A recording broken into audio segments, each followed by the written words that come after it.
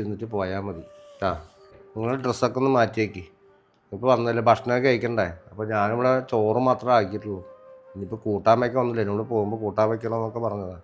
അപ്പോൾ ഞാൻ ഒരു കോഴി വാങ്ങിയിട്ട് വരാം. അപ്പോൾ നിങ്ങൾ ഡ്രസ്സൊക്കെ മാറിയിരിക്കട്ടാ.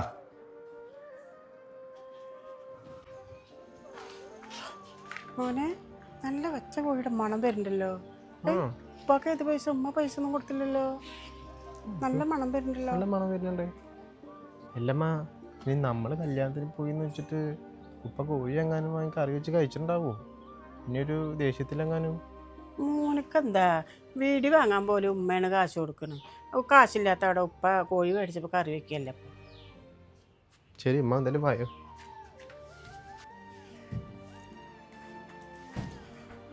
മോനെ ഇപ്പോൾ ഡ്രസ്സൊക്കെ മാറ്റി വെച്ചിട്ട് വാ. നേരെ ഇപ്പം ഇത്രയായില്ലേ, നമുക്ക് ഉപ്പ വെച്ച കറി കൂട്ടി ചോറിനോ കോഴിക്കറി കൂട്ടിയിട്ട്. മാമ